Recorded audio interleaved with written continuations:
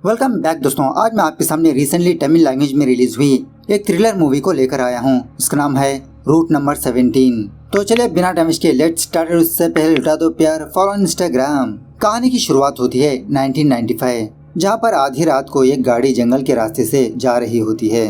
थोड़ी दूर जाने के बाद अचानक से इस गाड़ी का एक्सीडेंट हो जाता है। उसके बाद सीन प्रेजेंट डे पर शिफ्ट होता है, मतलब 2022, जहाँ पर इसी जंगल के इलाके में एक अंडरग्राउंड दरवाजा होता है। एक लड़की इस दरवाजे को ओपन करके अपनी जान बचाते हुए इधर उधर भागती रहती है।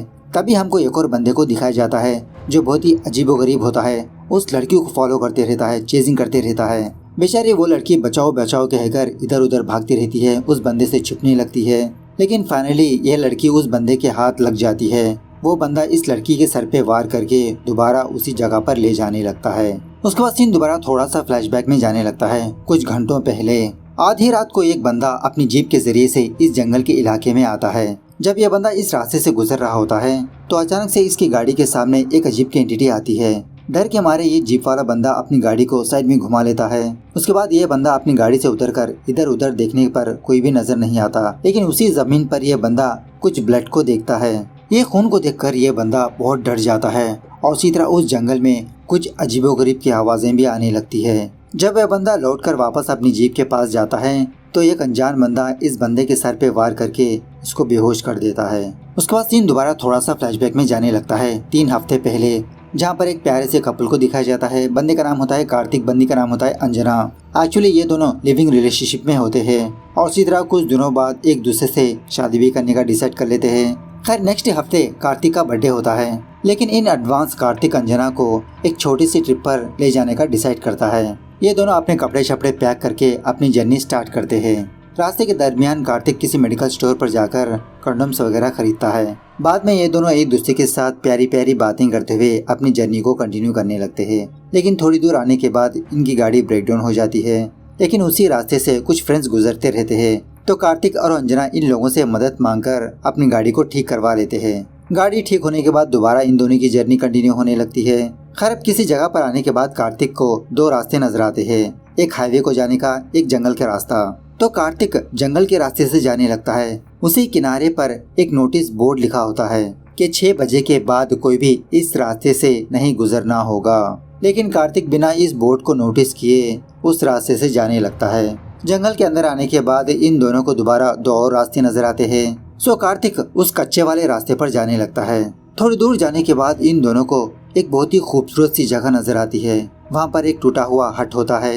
ये दोनों ये डिसाइड कर लेते हैं कि आज हम दोनों यहीं पर अपनी रात गुजारेंगे रोमांटिकली। इस तरह से शाम होने के बाद इस जगह पर कैंप फायर डालकर ये दोनों डिनर वगैरह करने लगते हैं। कुछ रोमांटिक सी बातें भी होने लगती है। अब इन दोनों का रोमांस थोड़ा हद से ज्यादा हो जाने की वजह से कार्तिक अंजना को अपनी गाड़ी में ले जाकर ये दोनों गाड़ी को हिलाने लगते हैं। इसी दरमियान में हम ये देखते हैं कि कोई अनजान बंदा इन दोनों को खोपचे में रहकर ऑब्जर्व कर रहा है। उसके बाद जब कार्तिक और अंजना अपनी ही गाड़ी में सो रहे होते हैं तो कार्तिक को अचानक से उस जंगल में कुछ आवाजें सुनाई देती है। झटके से वो अपनी नींद से जाग जाता है और उसी वक्त कार्तिक ये देखता है कि इसकी गाड़ी के सामने से कोई फास्टली गुजर गया। ये देखकर कार्तिक बहुत डर जाता है, चीखने चिल्लाने लगता है। कार्तिक की आवाज सुनकर अंजना भी अपनी नींद से जाग जाती है। कहने लगता है कि इस जंगल में और कोई है अंजना, हमें यहाँ से फटाफट से निकलना होगा। अंजना कहने लगती है, अरे कार्तिक तुमने कोई बुरा सपना देखा होगा। इस तरह से बिना कार्तिक की बातों पर यकीन किए वो अपनी गाड़ी से नीचे उतरती है, शायद वही सुसु वगैरह करने के लिए। अब इसी दरमियान में कार्तिक अपनी गाड़ी को स्टार्ट करने की कोशिश करता है, लेकिन इसकी गाड़ी स्टार्ट ही नहीं होती और ऊपर से ये बेवड़ी अंजना गाड़ी से उतर चुकी होती है। उसी वक्त एक अनजान बंदा अंजना पर अटैक करता है और शायद कार्तिक पर भी। ये दोनों जोर से चिल्लाने लगते हैं। खैर दूसरे सीन में अंजना की हॉस्टल वार्डन मालती पुलिस स्टेशन पर आती है कुछ लड़कियों के साथ। इंस्पेक्टर सलीम से कहने लगती है, सर हमारे हॉस्टल में रहने वाली अंजना नाम की एक लड़की 2 दिन से वापस हमारे हॉस्टल पर नहीं आई। हॉस्टल से बाहर जाते समय उसने मुझे ये कहा था कि 1 दिन में वो वापस आ जाएगी, लेकिन 2 दिन गुजर चुके हैं सर, अभी तक अंजना का कोई अता पता नहीं और उसी तरह उसका फोन भी स्विच ऑफ में है। सलीम अंजना के दोस्तों से पूछने लगता है कि वो जाते समय आप लोगों से कुछ कहा, मतलब कहाँ पर जा रही है एक्सेट्रा। अंजना के फ्रेंड्स कहने लगते हैं अंजना ने कहा कि वो अपने बॉयफ्रेंड के साथ बाहर घूमने के लिए जा रही है। सलीम कहने लगता है, ओह वो तो अपने बॉयफ्रेंड के साथ गई है ना, आ जाएगी, आप लोग फिक्र मत करिए, लवर्स है ना, थोड़ा लॉन्ग ट्रिप पर गए होंगे। इस तरह से इन लोगों को यहाँ से भेजने लगता है। लेकिन तभी मालती इंस्पेक्टर सलीम से कहने लगती है, सर अंजना का बॉयफ्रेंड और कोई नहीं, एक्स मिनिस्टर गुरुमूर्ति का बेटा कार्तिक है। यह सुनने के बाद इंस्पेक्टर सलीम के होश उड़ जाते हैं। दूसरी तरफ अंजना किसी गुफा में पड़ी होती है। जब अंजना होश में आती है तो इसके बगल में ही कार्तिक होता है। ये भी बेहोश पड़ा होता है। कार्तिक को जगाने की कोशिश करती है लेकिन इसको कुछ भी होश ही नहीं रहता। उसके बाद अंजना वहाँ पर पानी को तलाश करने लगती है लेकिन इसको कहीं पर भी पानी नहीं मिलता। उसी जगह पर कुछ ड्रम्स भी होते हैं। सोचने लगती है कि शायद इन ड्रम्स में पानी होगा। जब इन ड्रम्स को गिराने लगती है तो इसमें कोई ऑयल वगैरह होता है और इसी तरह इसके अंदर कुछ कंकाल भी होते हैं। ये देखकर अंजना डर के मारे बहुत चीखने चिल्लाने लगती है। तभी कार्तिक को भी होश आता है। अंजना को संभालने लगता है। इस गुफा को देखकर ऐसा लगता है कि कोई यहाँ पर रह रहा है। कार्तिक और अंजना यहाँ से बाहर जाने की कोशिश करने लगते हैं। दरवाजे को फाइंड आउट करने लगते हैं लेकिन कहीं पर भी इनको बाहर जाने का रास्ता ही नजर नहीं आता। इस तरफ सलीम अपनी टीम के साथ कार्तिक के फार्म हाउस पर आता है। घर की अच्छे से इंस्पेक्शन करने लगते हैं। सबूतों को ढूंढने की कोशिश करने लगते हैं कि आखिरकार कार्तिक और अंजना कहां पर जा सकते हैं। लेकिन इस घर में इन लोगों को कुछ भी क्लू नहीं मिलता, जिसकी वजह से सलीम कार्तिक के फोन को ट्रैक करने के लिए कहता है। उसी तरह कॉल हिस्ट्री भी मंगवाने लगता है तो पता चलता है कि लास्ट टाइम अंजना ने कार्तिक को कॉल किया था। इसी दरमियान में सलीम की टीम को ये बात भी पता चलती है कि कार्तिक और अंजना ट्रिप पर जाने के 1 घंटे के बाद कार्तिक का फोन स्विच ऑफ हो गया। सलीम विघ्नेश से कहने लगता है कि कार्तिक का फोन स्विच ऑफ होने से पहले ये पता करो कि कार्तिक किस किस लोकेशन पर ट्रैवल किया। तो फटाफट से ये लोग उसका डेटा भी हासिल कर लेते हैं और ये भी सोचने लगते हैं कि जहाँ पर कार्तिक का फोन स्विच ऑफ हुआ, अगर उस एरिया में हम तलाशी करेंगे शायद कार्तिक और अंजना मिल सकते हैं। इस तरफ गुफा के अंदर कार्तिक और अंजना जोर जोर से चीखने चिल्लाने लगते हैं कि बचाओ बचाओ कोई है यहाँ पर। तभी ये दोनों ये देखते हैं कि इस गुफा के ऊपर वाला दरवाजा ओपन होकर उस दरवाजे से एक बहुत ही अजीबोगरीब का बंदा नीचे आता है इस गुफा के अंदर। इस बंदे को देखकर ऐसा लगता है कि काफी सालों से ये बंदा इसी जंगल में रहते आ रहा है। इसी गुफा में जंगलियों की तरह बिहेव करते रहता है। कार्तिक इस बंदे से इसका नाम पूछने लगता है कि कौन हो तुम, हम दोनों को यहाँ पर क्यों बांध के रखा। लेकिन वो जंगली बंदा कुछ भी जवाब भी नहीं देता, बस अजीब तरह से हंसने लगता है। ये देखकर कार्तिक उस बंदे पर हमला करने की कोशिश करने लगता है। इस तरह से इन दोनों के बीच जबरदस्त तरीके से हाथापाई होने लगती है। उल्टा वो बंदा कार्तिक को बहुत मारते पीटते रहता है। कार्तिक को बहुत जख्मी करके वो बंदा कार्तिक के सामने ही अंजना को किस करने लगता है, इसके साथ मिसबिहेव करने लगता है। बेचारा कार्तिक कुछ भी नहीं कर पाता, बस उसे यही कहने लगता है कि प्लीज छोड़ दो, मेरी अंजना को छोड़ दो, आखिरकार तुमको क्या चाहिए। इस तरफ पुलिस वाले हर एक उस जगह पर जाकर लोगों से पूछताछ करते रहते हैं, क्या कार्तिक यहाँ पर आया था। इस तरह से पहले पुलिस वाले एक सुपरमार्केट पर जाते हैं, उसके बाद उस मेडिकल स्टोर पर जाते हैं, उसके बाद पेट्रोल पंप के पास जाते हैं। ये सारे लोग यही कहने लगते हैं, हाँ हमने देखा था इन दोनों को, वो उस रास्ते से गुजरे। तो उसी लोकेशन को फॉलो करते हुए पुलिस वाले उस जगह पर पहुंच जाते हैं जहां पर 2 रास्ते होते हैं, एक हाईवे का रास्ता, एक सर्विस रोड। तो यहाँ आने के बाद सलीम भी उस बोर्ड को देखता है कि 6 बजे के बाद इस रास्ते से नहीं गुजरना होगा। तो सलीम यही सोचने लगता है कि शायद कार्तिक भी इसी बोर्ड को पढ़कर हाईवे के रास्ते से गुजरा होगा।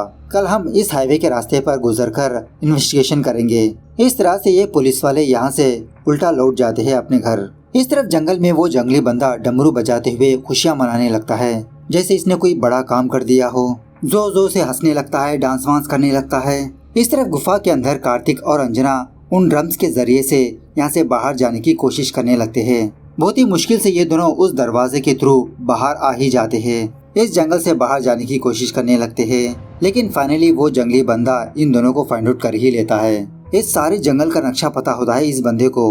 उसके बाद क्या था, यह बंदा कार्तिक और अंजना को बहुत मार पीट कर घसीटते हुए दोबारा उसी गुफा के अंदर पटक देता है। अब ऊपर से नीचे गिराने की वजह से अंजना को छोटी मोटी चोट आती है, लेकिन कार्तिक के सर को जबरदस्त तरीके से चोट आती है। बहुत सारा खून बहने लगता है, बेहोश भी हो जाता है ये। अंजना कार्तिक को जगाने की कोशिश करने लगती है, लेकिन कार्तिक के साइड से कोई भी रेस्पॉन्स ही नहीं होता। इस तरफ इंस्पेक्टर सलीम को सोते समय भी इसी केस के बारे में याद आते रहता है। यही सोचने लगता है कि आखिरकार कार्तिक और अंजना गए कहाँ होंगे। वो दोनों लवर्स है और हर कपल प्राइवेटली एक दूसरे के साथ टाइम स्पेंड करना चाहते हैं। ऐसी कौन सी प्राइवेट जगह हो सकती है उस रास्ते पर। इस तरह से सोचते समय सलीम को उस जंगल के रास्ते के बारे में याद आता है कि हो सकता है वो दोनों उस रास्ते से गए होंगे। दूसरे दिन सलीम अपनी टीम के साथ उस रास्ते पर जाने लगता है, वही जंगल के रास्ते से। रास्ते के दरमियान में विघ्नेश को कार्तिक पिया हुआ कोल्ड ड्रिंक का कैन नजर आता है। यह कैन विघ्नेश ने कार्तिक के फार्म हाउस पर देखा था, जिसका मतलब पुलिस वालों को कंफर्म हो जाता है कि कार्तिक और अंजना इसी रास्ते से गुजरे। रास्ते पर जाते समय सलीम अपने फोन में वीडियो रिकॉर्डिंग करते रहता है कि शायद इसको कुछ सबूत दिखे मिले। इस तरफ गुफा के अंदर वो जंगली बंदा अंजना के साथ मिसबिहेव करने लगता है, इसको किस करने की कोशिश करते रहता है, टच करने की कोशिश करते रहता है। तभी मौका देकर अंजना एक पत्थर लेकर इस बंदे के सर पे मार देती है। जब वो बंदा दर्द के मारे तड़प रहा होता है तो अंजना रस्सी पकड़कर ऊपर जाने लगती है बाहर। फाइनली ऊपर आकर इस जंगल से बाहर जाने की कोशिश करने लगती है। यही मूवी की स्टार्टिंग में दिखाया गया था, लेकिन फाइनली वो जंगली बंदा दोबारा अंजना को फाइंड आउट करके इसके सर पर वार करके दोबारा गुफा के अंदर लाकर पटक देता है। इस तरफ पुलिस वालों को उस रास्ते पर कोई भी सबूत नजर नहीं आते और ऊपर से रात भी हो चुकी होती है। सोच लेते हैं कि कल आकर यहाँ पर तलाशी करेंगे। इस तरह से दोबारा वापस लौट जाते हैं। उसके बाद सलीम वापस अपने घर पर आने के बाद अपने फोन में उस वीडियो को देखने लगता है जो आज इसने रिकॉर्डिंग किया था। शायद इस वीडियो में कुछ सबूत मिले। तो इसी वीडियो में सलीम ये देखता है कि कुछ ही दूरी पर एक आग जल रही है। तो तभी सलीम को ये आइडिया आता है कि जिसका मतलब उस जगह पर कोई है, यह हमने नोटिस नहीं किया। तो उसी रात सलीम अपनी जीप लेकर दोबारा उसी रास्ते पर उस जगह पर जाता है।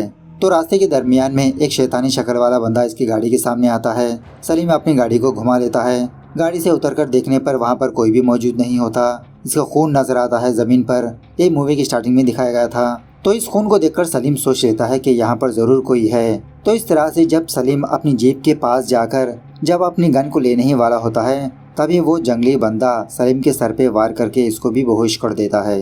खैर दूसरे दिन सारे टीवी न्यूज चैनल्स में यही न्यूज चलने लगती है कि इंस्पेक्टर सलीम लापता हो चुके हैं। Last time inspector Salim Kartik और अंजना को ढूंढते हुए इस जंगल में आए थे।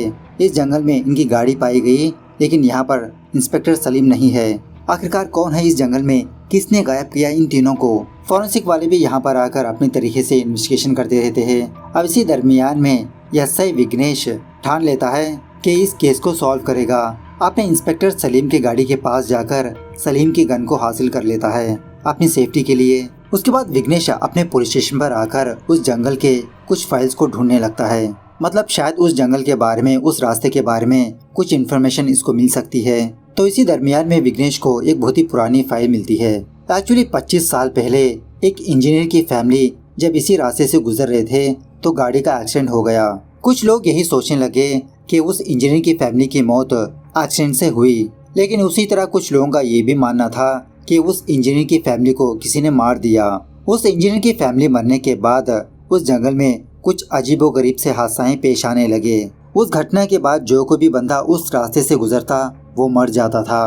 अब तक तकरीबन 7 लोगों की मौत हो चुकी है। तो लोग यही सोचने लगे कि शायद उस जंगल में किसी की बुरी आत्मा है, वही लोगों को मार रही है। 6 बजे के बाद कोई भी उस रास्ते से नहीं गुजरता। इन्हीं फाइल्स में विघ्नेश को एक न्यूज़पेपर का आर्टिकल भी मिलता है। तो ये सारी चीजें इसी न्यूज़पेपर में लिखा होता है। तो विघ्नेश इसी अखबार के बारे में क्लैरिफिकेशन लेने के लिए उस अखबार के राइटर के पास जाता है कि 20 या 25 साल पहले आपने एक आर्टिकल को लिखा था उस रास्ते के बारे में, उस इंजीनियरिंग फैमिली के बारे में। राइटर कहने लगता है, हाँ उस इंजीनियर का एक्सीडेंट केस मैंने ही कवर किया, लेकिन उस एक्सीडेंट के रिलेटेड मुझे काफी सारी बातें पता चली, लेकिन मेरे न्यूज़पेपर वाले दूसरी बातों को छाप दिया, जो असल बात थी वो नहीं छापा। उस टाइम मेरे इन्वेस्टिगेशन में उस केस के रिलेटेड काफी सारी बातें पता चली, वो सारी बातें मैंने एक किताब में लिखा। इस तरह से वो राइटर विघ्नेश को एक किताब को देने लगता है। इस किताब में वो सारी बातें हैं जो आप जानना चाहते हो। तो विघ्नेश उसी तरह से उस किताब को अपने घर पर लाकर कहानी पढ़ना स्टार्ट करता है। सीन थोड़ा सा फ्लैशबैक में जाने लगता है, जहाँ पर उस इंजीनियर की फैमिली को दिखाया जाता है। बंदे का नाम होता है जॉन, इसके बेटे का नाम होता है फ्रेडी, इसकी बीवी का नाम पता नहीं क्या है। ये तीनों अपनी जिंदगी में बहुत खुश थे। अब उस टाइम कार्तिक का फादर गुरुमूर्ति मिनिस्टर था, लेकिन अंदर की बात यह है कि वो मिनिस्टर बहुत ही करप्टेड मिनिस्टर था। मुंबई माफिया के साथ डीलिंग्स थे इसके। खैर वन फाइन डे वो मिनिस्टर गुरुमूर्ति जॉन को अपने पास बुलाकर कुछ बातें बताने लगता है। कहने लगता है कि हाईवे के बगल में जो जंगल है ना, उस जंगल में एक रास्ता बनाना होगा, मतलब एक रोड का कंस्ट्रक्शन करना होगा इसको। जॉन कहने लगता है, अरे सर वहाँ पर ऑलरेडी एक हाईवे है और ऊपर से एक रास्ता भी है, दोबारा वहाँ पर एक और रास्ता क्यों बनाया जाए? नहीं सर, मैं इसके लिए अप्रूव नहीं करता। इस तरह से मिनिस्टर गुरुमूर्ति को मना कर देता है रोड कंस्ट्रक्शन के लिए। खैर गुरुमूर्ति के काले धंधों में हाथ बटाने के लिए इसके 4 चहेते बंदे होते हैं। MLA Sivaraman, DSP Shankarlingam, Menon, inspector Swaminathan. Actually Gurumurthy का प्लान ये होता है कि उस जंगल के रास्ते से एक रोड कंस्ट्रक्ट करके वहाँ से लाल चंदन को स्मगल किया जाए, मतलब बॉम्बे भेजा जाए। लेकिन वो इंजीनियरिंग जॉन ऑलरेडी इसके प्लान को जानकर इसको साफ मना कर देता है। लेकिन इसके बावजूद भी मिनिस्टर गुरुमूर्ति बार बार जॉन से रिक्वेस्ट करने लगता है, इवन इसके घर के पास भी पहुंचता है। लेकिन जॉन हर बार गुरुमूर्ति को मना करते ही रहता है, नहीं सर मुझसे ये नहीं हो पाएगा। खैर कुछ दिनों बाद जॉन के बेटे फ्रेडी का बर्थडे होने पर किसी फंक्शन हॉल में इसका बर्थडे मनाने लगते हैं। बर्थडे पार्टी पर गुरुमूर्ति, इसके चहेते लोग भी वहाँ पर आते हैं। इसी पार्टी के दरमियान में गुरुमूर्ति उस मुंबई माफिया के साथ एक डील बात करता है कि तुम लोग जॉन की फैमिली को मार दो। सो पार्टी खत्म होने के बाद जब जॉन की फैमिली उस रास्ते से गुजर रही होती है, मतलब अपने घर जा रही होती है, तो वो मुंबई माफिया जॉन की गाड़ी का एक्सीडेंट कर देते हैं। यही मूवी के स्टार्टिंग में दिखाया गया था और इस एक्सीडेंट में बेचारा जॉन मारा जाता है। थोड़ी देर के बाद गुरुमूर्ति और उसके आदमी यहाँ पर आते हैं कंफर्मेशन लेने के लिए कि जॉन मरा या नहीं। तो जॉन तो मर चुका होता है लेकिन इसकी बीवी मरी नहीं होती। ये देखकर गुरुमूर्ति एक पत्थर लेकर जॉन की बीवी को मार देता है। लकीली जॉन का बेटा फ्रेडी बच निकलता है। गुरुमूर्ति इसको भी मारने की कोशिश करता है लेकिन फ्रेडी इसके हाथ नहीं लगता, जंगल के किसी कोने में जाकर छुप जाता है। तो यह होती है असली कहानी। विघ्नेश ये सारी कहानी को पढ़कर शॉक में रह जाता है। लेकिन उस अखबार में तो यही लिखा होता है कि उस इंजीनियर की फैमिली का एक्सीडेंट हो गया बस, और उस जंगल में किसी की आत्मा घूम रही है। सो जॉन का बेटा फ्रेडी ही वो जंगली बंदा होता है। वो उसी जंगल में पला बड़ा, अपनी जिंदगी गुजारी और अपने माँ बाप का मौत का बदला ले रहा है। अब तक जो 7 लोग मरे वो सारे के सारे गुरुमूर्ति के आदमी थे, ना ही कि कोई आम लोग। अब कार्तिक तो गुरुमूर्ति का बेटा है, इसीलिए फ्रेडी ने कार्तिक को किडनैप कर लिया। अब कार्तिक के साथ साथ अंजना भी यहाँ पर आ गई। उसके बाद विघ्नेश दोबारा उसी जंगल में जाने लगता है फ्रेडी को तलाश करने के लिए, अपने इंस्पेक्टर को तलाश करने के लिए। इस जंगल में आने के बाद सारे जंगल में फ्रेडी के ठिकाने के बारे में तलाश करते रहता है कि फ्रेडी कहाँ पर हो सकता है। दूसरी तरफ सलीम को दिखाया जाता है जो उसी गुफा में बंधा होता है। सलीम ये ऑब्जर्व करता है कि इस बगल वाले रूम में अंजना मौजूद है, मतलब लड़की की आवाज़ को सुनता है। तो सलीम दीवार को छेद करके अंजना के पास जाने लगता है, मतलब उस तरफ रूम में जाने लगता है। अंजना से कहने लगता है कि घबराओ मत, मैं पुलिस वाला हूँ, तुम अंजना हो ना, कार्तिक कहाँ पर है। तो बेचारा कार्तिक कब का मर चुका होता है, मतलब इसके सर को चोट लगी होती है ना, ज़्यादा ब्लीडिंग होने की वजह से ये बेचारा मर चुका होता है।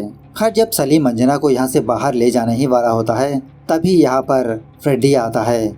सलीम फ्रेडी के साथ फाइट करने लगता है, लेकिन उल्टा फ्रेडी ही सलीम को बहुत मारते पीटते रहता है। इसी मौके का फायदा उठाकर अंजना इस गुफा से बाहर निकलती है। उसी वक्त लकीली उस जगह पर विघ्नेश मौजूद होता है। अंजना को देखकर इसको संभालने लगता है, पूछने लगता है कि सलीम सर कहाँ पर है। तो नीचे गुफा के अंदर सलीम और फ्रेडी के बीच हाथापाई होने लगती है। इसी दरमियान में सलीम वहाँ के ड्रम्स को नीचे गिराकर आग लगा देता है, क्योंकि उन ड्रम्स में ऑयल भरा होता है। उस गुफा को आग लगाने के बाद सलीम फटाफट से इस गुफा से बाहर आकर दरवाज़ा बंद कर देता है। उसके बाद सीन कुछ दिनों बाद शिफ्ट होता है। एक दिन गुरुमूर्ति अपने बेटे को श्रद्धांजलि देने के लिए उस जंगल की गुफा के पास आता है। कुछ बुकेस वगैरह लाकर रखता है, प्रार्थना करने लगता है, अपने मरे हुए बेटे को याद करने लगता है। इसी दरमियान में एक फांसी का फंदा गुरुमूर्ति के गले में आकर पड़ता है और उसी तरह गुरुमूर्ति खींचा चले जाने लगता है, जिसकी वजह से गुरुमूर्ति की मौत हो जाती है। और ऑफ कोर्स गुरुमूर्ति को मारने वाला और कोई नहीं फ्रेडी ही होता है। मतलब उस दिन फ्रेडी मरा नहीं होता, ये बहुत जख्मी हुआ होता है। इस तरह से फाइनली फ्रेडी अपने माँ बाप का मौत का बदला ले लिया। इस तरह से ये मूवी यहाँ पर दी एंड होती है। तो मूवी कैसे लगी कमेंट करके बताना जरूर। मिलते हैं अगली वीडियो में, तब तक take care, bye bye, see you soon.